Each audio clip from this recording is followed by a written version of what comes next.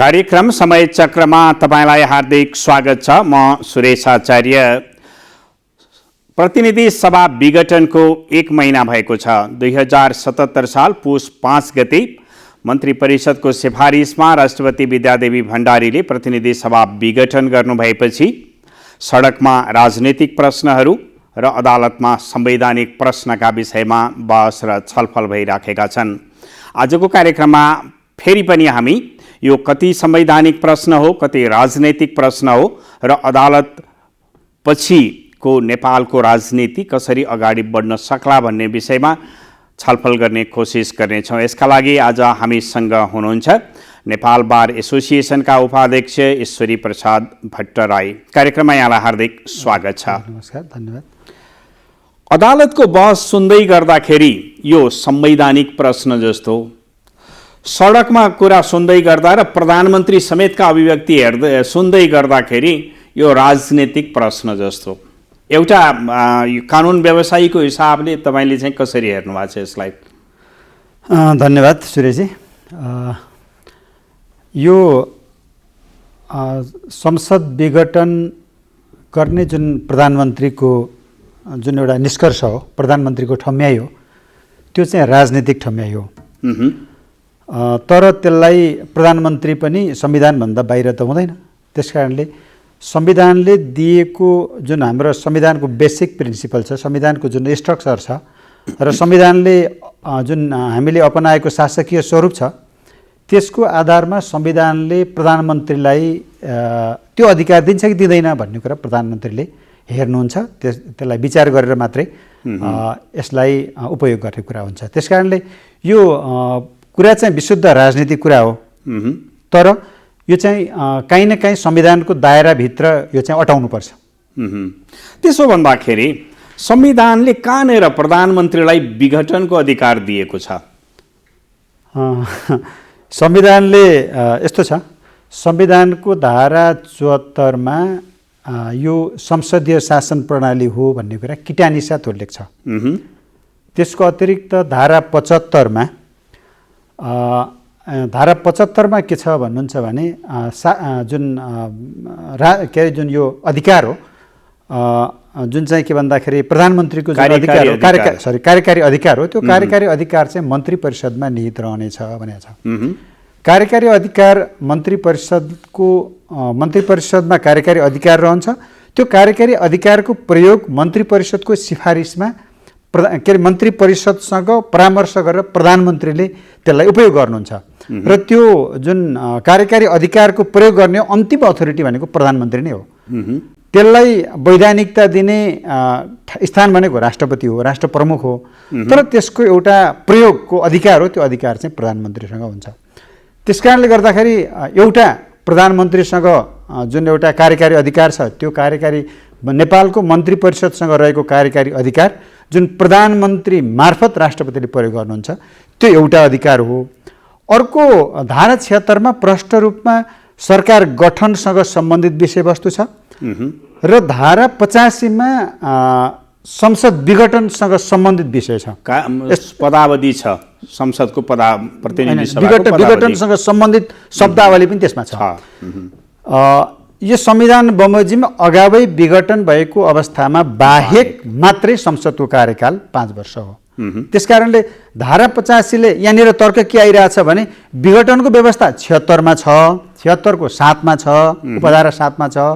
76 को उपधारा 7 भनेको त प्रधानमन्त्री अल्पमतको प्रधानमन्त्रीले पनि विश्वासको मत प्राप्त गर्न सकेन, प्रधानमन्त्री नियुक्त हुन सकेन भने त्यस्तो अवस्थामा प्रधानमन्त्रीले चाहिँ जति बेला प्रधानमन्त्रीको नियुक्ति भएको छ, जसले चाहिँ विश्वासको मत प्राप्त गर्न सकेन त्यसले विघटन गर्ने हो भन्ने कुराहरू चाहिँ अहिले अलि बढी चाहिँ के भन्दाखेरि बजारमा आइरहेछ। तर त्यो धारा 76 लाई धारा 85 ले कोड गरेको छैन। मैले यहाँलाई प्रष्ट रूपमा भन्नुपर्छ। धारा 85 ले यदि धारा 76 को 7 को प्रधानमन्त्रीले मात्रै, अर्थात् धारा 76 को 3 र उपधारा 3 र 5 को प्रधानमन्त्रीले मात्रै विघटन गर्न पाउने भन्ने कुरा हुन्थ्यो भने संविधानको धारा 85 मा प्रष्ट रूपमा चाहिँ धारा 76 बमोजिम अगावै विघटन भएको अवस्थामा बाहेक भन्ने हुन्थ्यो। भन्ने कुरा छैन। संविधानका हरेक व्यवस्थाहरूले यो अर्को धारालाई समातेको छ। तपाईले कतिपय धाराहरूले अर्को धारालाई समातेको हुन्छ, कतिपय धाराहरू इन्डिपेन्डेन्ट हुन्छ। धारा 76 र धारा 85 इन्डिपेन्डेन्ट धारा हो, किनभने धारा 85 ले धारा 76 लाई नटेकेको हुनाले धारा 76 लाई टेकेको भए त्यसैमा मात्रै जान सकिन्थ्यो। धारा 76 लाई नटेकेको कारणले गर्दा धारा 85 स्वतन्त्र धारा हो। त्यसकारणले गर्दाखेरि धारा 85 ले चाहिँ संसदको विघटन हुन सक्छ भन्ने कुरा परिकल्पना गरिसकेपछि अब त्यो राइट त डेफिनेटली कसलाई भन्दाखेरि प्रधानमन्त्रीलाई। नेपालको कार्यकारी अधिकार मन्त्री परिषदमा हुन्छ, त्यो कार्यकारी अधिकारको प्रयोग गर्ने अथोरिटी प्रधानमन्त्री हो, प्रधानमन्त्री मार्फत राष्ट्रपति हो। त्यसो भएको हुनाले धारा 85 ले दिएको अधिकार अन्तर्गत प्रधानमन्त्रीले यो संसदको विघटन गर्नुभएको छ, संसदको विघटन गर्ने सिफारिस गर्नुभएको छ। त्यसो भएको हुनाले यो संविधान सम्मत पनि छ। तर अन्ततः यो के हो भन्दाखेरि प्रधानमन्त्रीले निर्वाचनमा जानुपर्ने बेला आयो कि आएन, जानुपर्ने अवस्था छ कि छैन भन्ने कुराको त्यो जजमेन्ट चाहिँ जुन प्रधानमन्त्रीले गर्नुहुन्छ त्यो उहाँको राजनीतिक अधिकार हो। त्यसकारणले यो विषय राजनीतिक विषय हो। तर धारा 76 ले मात्रै विघटनका सम्भावनाहरू देखाउँछ भनेर जुन व्याख्या भइराखेको छ र सँगसँगै के पनि आइराखेको छ भने नयाँ सरकार बन्दै नबन्ने स्थितिमा मात्रै विघटनको कल्पना हो नि त 76 ले गरेको। ती विकल्पहरू थिएनन् र यो विघटन मान्य भयो। हेर्नुहोस्, यो विकल्प भनेको बजारमा खोज्ने होइन, विकल्प भनेको संसदले खोज्ने हो। संसद संविधान बमोजिम नै चल्ने हो। अब त्यो विकल्प पनि संविधान बमोजिमको विकल्प हो। अहिलेको सरकार भनेको हालाकि यसको निर्माण हुँदा धारा 76 को 2 बमोजिम निर्माण भयो, तर दुईटा पार्टीहरू एक भइसकेपछि र त्यसले एउटा संवैधानिक मान्यता प्राप्त गरिसकेपछि 76-1 मा रूपान्तरण हुनुभयो। 76-1 बमोजिम रूपान्तरण भएको प्रधानमन्त्री भनेको बहुमत प्राप्त संसदीय दलको नेता हो। त्यसको विकल्प छैन। राष्ट्रपतिसँग पनि त्यसको विकल्प छैन, प्रतिनिधि सभासँग पनि त्यसको विकल्प छैन, संसदसँग पनि त्यसको विकल्प छैन कि यदि बहुमत प्राप्त संसदीय दलको नेताको अतिरिक्त अर्को व्यक्ति प्रधानमन्त्री बन्न सक्ने भनेको हाम्रो संविधानले परिकल्पना गरेको छैन। त्यसकारणले गर्दाखेरि बहुमत प्राप्त संसदीय दलको नेताले विश्वासको मत लिनु पनि पर्दैन, ऊ चाहिँ स्वतः नियुक्ति हुन्छ। धारा 76 को उपधारा 1 बम स्वतः नियुक्ति हुन्छ। अब अर्को विकल्प खोज्ने भनेको यदि बहुमत प्राप्त संसदीय दलले अर्को संसदीय दलको नेता छान्यो भने हैन, बहुमत प्राप्त संसदीय दलको नेताले संसदीय दलले अर्को संसदीय दलको नेता पनि छानेको छैन।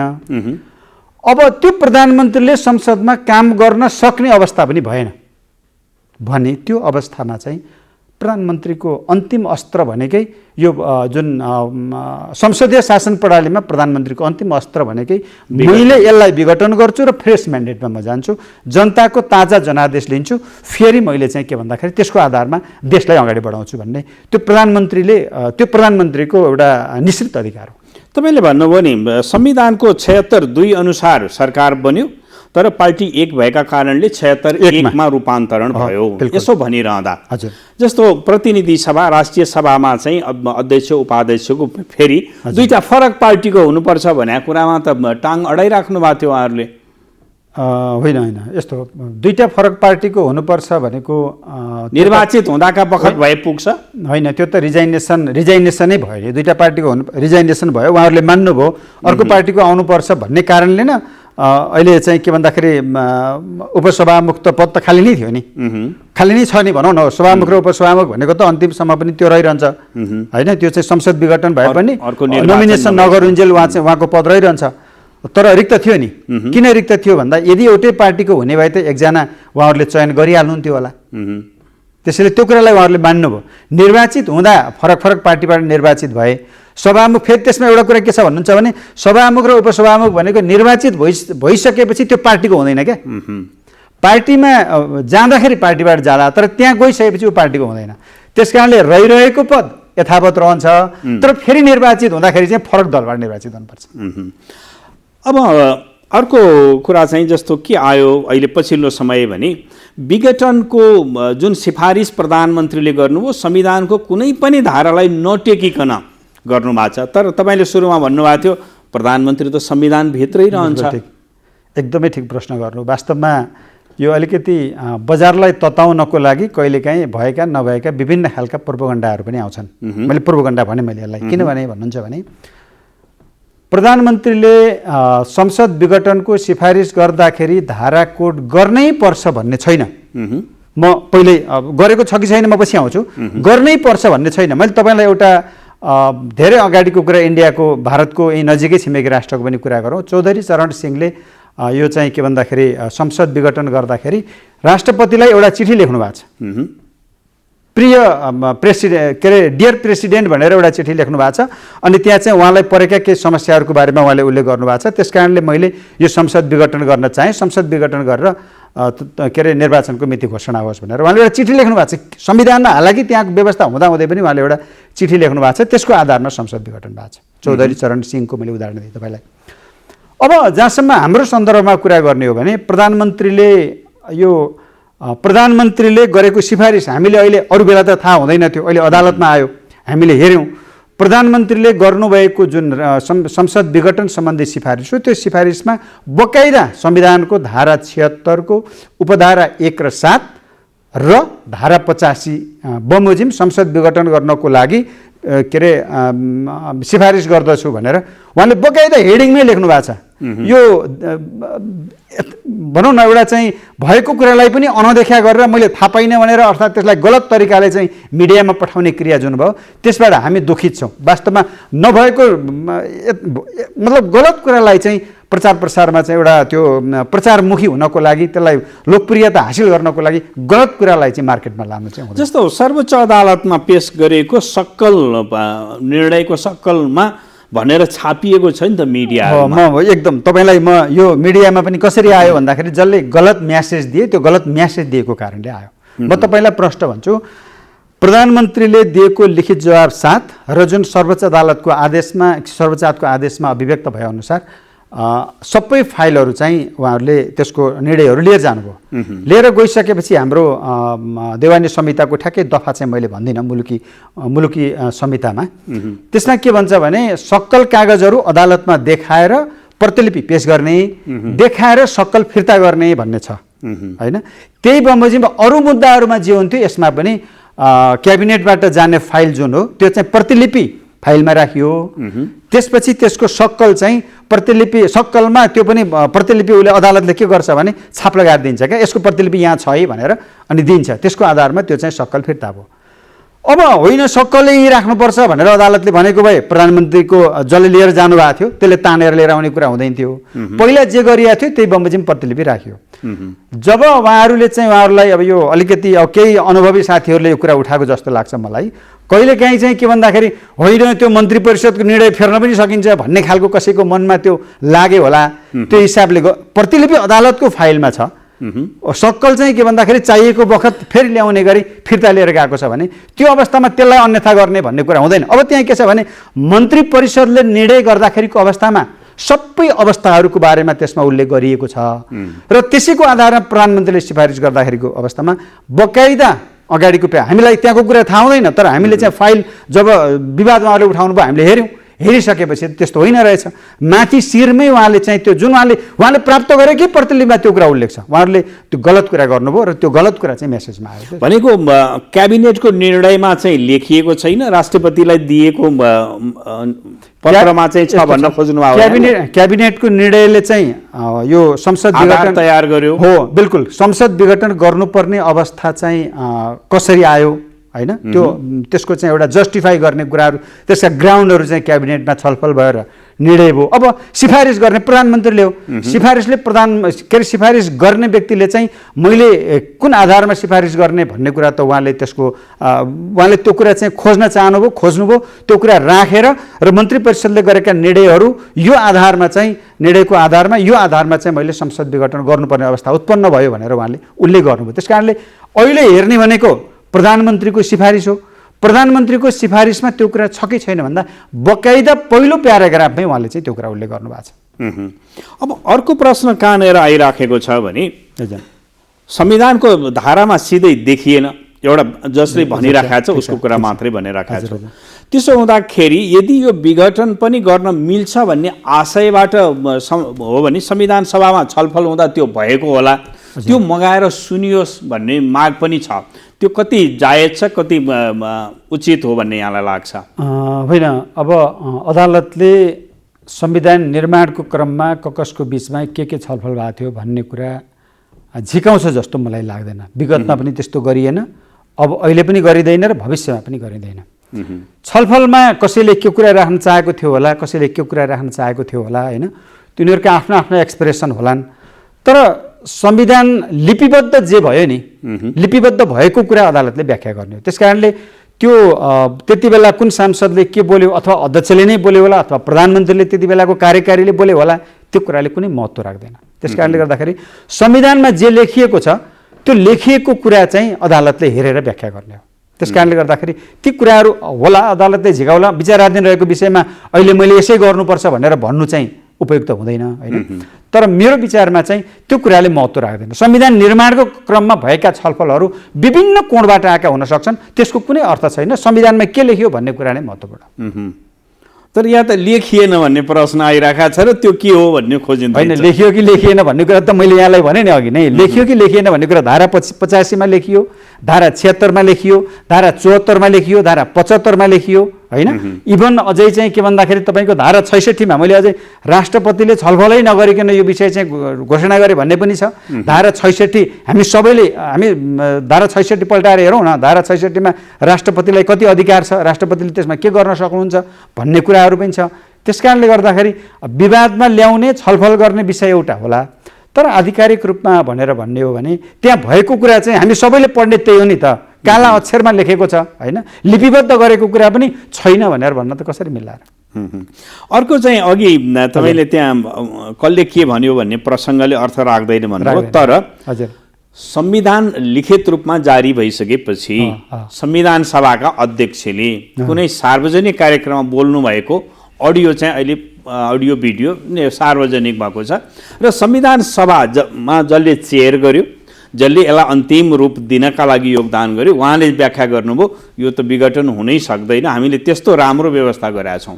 तर अहिले यस्तो त्यो बिल्कुल तपाईँको संविधान सभाको अध्यक्षको जति उहाँको भोइसको चाहिँ जति अर्थ लाग्छ, अरू सदस्यहरूको पनि त्यति नै हुन्छ। कुनै एकजना संविधान सभाको सदस्यले, हालाकि उहाँले के भन्नुभयो, कुन सन्दर्भमा भन्नुभयो, त्यो उहाँले स्पष्ट गर्ने कुरा हो। मैले उहाँको चाहिँ जवाफ दिन म गइरहेको छैन, गर्ने अधिकार पनि मैले राखेँ। मैले अर्थ राख्दैन, बिल्कुल। म तपाईँलाई त्यहाँ प्रतित्व गरेको कारणले मैले संविधान निर्माण गर्ने क्रममा मैले यो आशयले लेखेका थिएँ भनेर भन्न पनि पाइँदैन।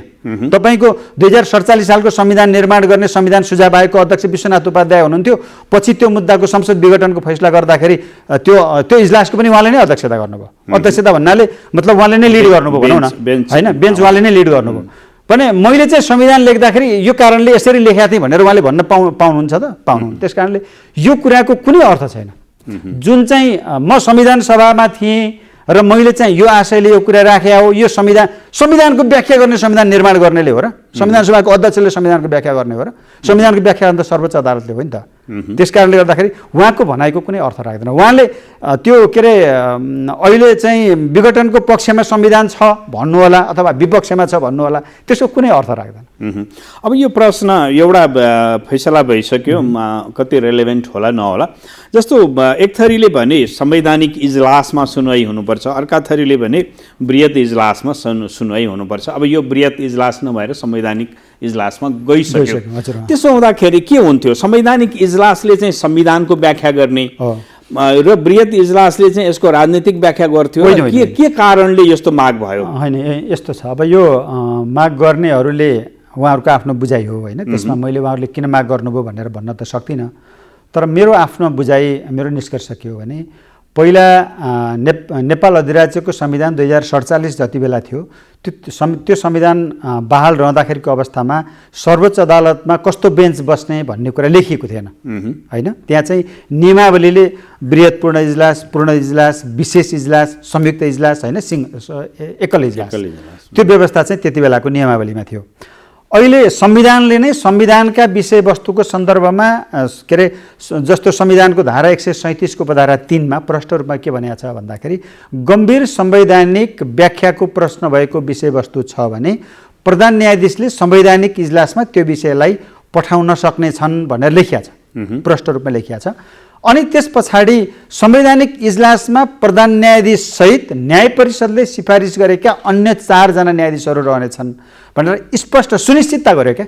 भनेको म यहाँ ठ्याक्कै रोकिन सरलाई, प्रधान न्यायाधीशले सिफारिस गरेका अथवा छानेका 4 न्यायाधीश यसमा के आइराख्छ? होइन, न्याय परिषदको सिफारिसमा प्रधान न्यायाधीशले छानेका 4 न्यायाधीश, न्याय परिषदले एउटा निश्चित न्यायाधीशहरू त्यो संवैधानिक इजलासमा रहने भनेर छानिदिन्छ। त्यो छानेको रोस्टरभित्र चाहिँ त्यो पहिला त न्याय परिषदले 4 जना मात्रै गर्थ्यो, पछि सर्वोच्चमा एउटा माधव कुमार बस्नेतले एउटा रिट हाल्नुभयो। त्यो रिटमा चाहिँ व्याख्या गर्ने क्रममा होइन कहिले को नहुने कहिले को नहुने, यो संवैधानिक इजलासले निरूपण गर्ने विषयहरू चाहिँ धेरै लामो समयसम्म जाने भयो, अलमल लिने भयो भनिसकेपछि अनि एउटा रोस्टर बनाइदिने, त्यो चाहिँ न्याय परिषदले सिफारिस गरेको बाहेक अरू व्यक्ति प्रधान न्यायाधीशले राख्न सक्नुहुन्न। सिफारिस गरेको रोस्टर भित्रबाट चाहिँ प्रधान न्यायाधीशले तोकेका अन्य 4 जना व्यक्तिहरू सहितको एउटा संवैधानिक इजलास हुन्छ भनेर भनेको छ। त्यसमा संविधानले अरू केही दिँदैन, त्यो अधिकारै दिएन। न अहिले रोस्टरमा कति हुनुहुन्छ?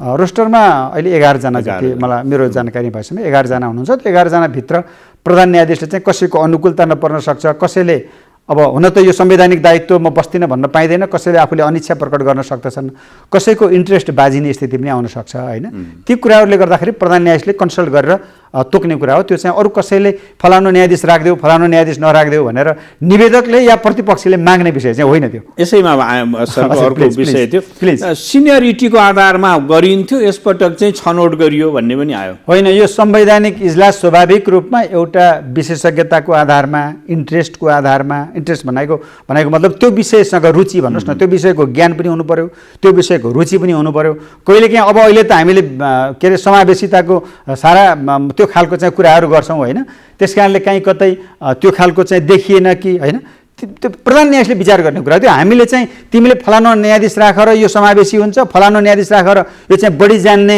हुन्छ भन्ने खालको चाहिँ हामीले त्यो निष्कर्षमा पुग्न मिल्दैन। अघिकै प्रश्नमा फर्कौँ हामी, त्यही जस्तो बृहत बेन्च र संवैधानिक इजलासको कुरा गर्दैथ्यौँ। बृहत बेन्चले चाहिँ के गर्थ्यो? बृहत बेन्च भनेको चाहिँ यो यस्तो छ, बृहत बेन्च अब सामान्यतया हामी कहाँ पूर्ण इजलास र एकल इजलास, संयुक्त इजलास, विशेष पूर्ण इजलास, बृहत पूर्ण इजलास र संवैधानिक इजलास। अहिले हायरार्कीमा पनि र्याङ्किङमा सबैभन्दा माथि चाहिँ यो के अरे संवैधानिक इजलास, सर्वोच्च नियमावलीको नियम 21 मा संवैधानिक इजलास चाहिँ सबभन्दा माथि छ, त्योभन्दा पछाडि बृहत पूर्ण इजलास छ। हुनसक्छ बृहत पूर्ण इजलास 5 जनाभन्दा बढी न्यायाधीशको पनि हुनसक्छ होइन। जस्तो चाहिँ अस्ति यो कोभिडको ले उत्पन्न गरेको समस्याहरूको सन्दर्भमा चाहिँ एउटा इजलास बस्यो, त्यो 19 जना न्यायाधीशहरूको इजलास बस्यो होइन। त्यो बृहत पूर्ण इजलास भनेको त्यो बेग्लै विषय हो।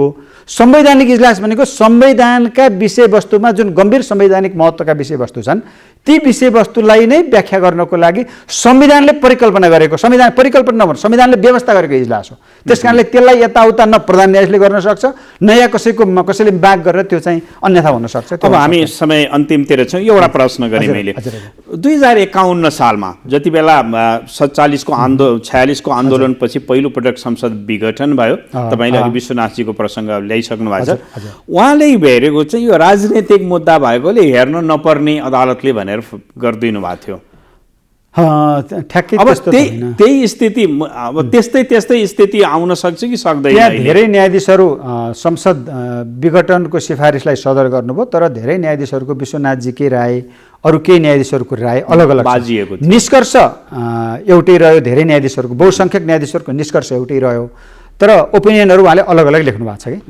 त्यस कारणले कतिपयले यो राजनीतिक प्रश्न हो भनेर भन्नुभएको छ, अधिकांशको चाहिँ यो राजनीतिक प्रश्न हो भनेर भन्नुभएको छ।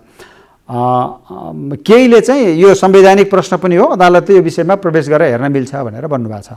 तर त्यो 51 सालको फैसलाको कन्टेक्स्ट वास्तवमा अहिलेको फैसला, अहिलेको चाहिँ विवादको विषयसँग चाहिँ लगभग मिल्छ। किन मिल्छ भन्नुहुन्छ भने त्यति बेला पनि बहुमत प्राप्त दलको प्रधानमन्त्री, हालाकि उहाँलाई 36 जना नै अब्सेन्ट भएर उहाँलाई चाहिँ विफल तुल्याए। अहिलेको प्रधानमन्त्रीज्यूले पनि संसदमा मैले दिएको कुनै पनि कुरा संसदबाट पारित हुनुपर्ने कुरा संसदमा दर्ता गरेको लामो समयसम्म टेबुलै हुँदैन होइन संसदले उहाँले त्यो चाहिँ आफ्नो सिफारिसमा धेरै कुराहरू उल्लेख गर्नुभएको छ।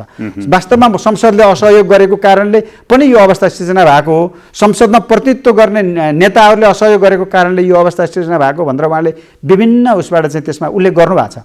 त्यस कारणले गर्दाखेरि साँच्चै भन्ने हो भने बहुमतको प्रधानमन्त्रीसँग दल विभाजित भएको छैन भने बहुमतको प्रधानमन्त्रीसँग कि त सरकार चलाउने अधिकार हुन्छ, उसले सकेसम्म आफू प्रधानमन्त्री रहिरहन चाहन्छ, आफ्नो एजेन्डा लागू गर्न चाहन्छ। आफ्नो एजेन्डा लागू गर्नको लागि अर्को प्रधानमन्त्री आउने अवस्था पनि छैन, आफ्नो एजेन्डा लागू गर्न पनि सक्ने स्थिति छैन भने देशलाई आवश्यकता के हो, देशलाई अगाडि बढाउनको लागि के गर्ने भन्ने सन्दर्भमा उसले एउटा निष्कर्ष निकाल्छ। त्यो निष्कर्षको आधारमा उसले घोषणा गर्न सक्छ। त्यसलाई चाहिँ 2051 सालको गिरिजाप्रसाद कोइरालाले गरेको विघटनलाई चाहिँ त्यति बेलाको सर्वोच्च अदालतले मान्यता दिएको कारणले गर्दाखेरि पनि अहिलेको चाहिँ जुन प्रधानमन्त्रीको संसद विघटनको सिफारिस छ त्यो आधारमा पनि हामीले जस्टिफाई गर्न सक्छौँ। अब यसको अरू व्याख्या गर्न सकिन्थ्यो। हाम्रो निर्धारित समय सकिएको छ। कार्यक्रममा सहभागी भइदिनु भयो, यहाँलाई धेरै धेरै धन्यवाद छ। धन्यवाद। यो अवसर प्रदान गर्नु हो, तपाईँलाई पनि धेरै धेरै धन्यवाद।